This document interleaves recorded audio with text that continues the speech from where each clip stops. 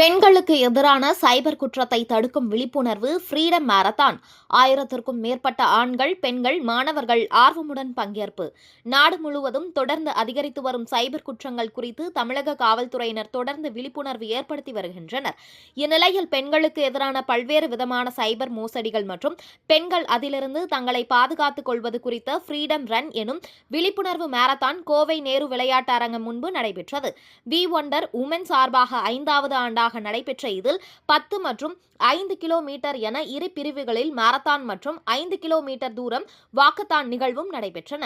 இதில் பெண்கள், பள்ளி, கல்லூரி மாணவிகள் என 1000க்கும் மேற்பட்டோர் கலந்து கொண்டனர். இதுகுறித்து மாரத்தானில் பங்கேற்ற பெண்கள் கூறுகையில், தற்போது AI நவீன தொழில்நுட்பங்கள் அதிகரித்துள்ள நிலையில் அவற்றை தவறாக சைபர் குற்றவாளிகள் பயன்படுத்துவதால் பெண்களுக்கு உடல் ரீதியாக, பாலியல் ரீதியாக, உளவியல் ரீதியாக அல்லது பொருளாதார ரீதியாக அதிக தீங்கு ஏற்படுவதாகவும், எனவே பெண்கள் பள்ளி, கல்லூரி மாணவிகள் செல்லும் மற்றும் இணையதள பயன்படுத்தும் போது அதிக எச்சரிக்கையுடன் இருக்க வேண்டும் என தெரிவித்தனர்.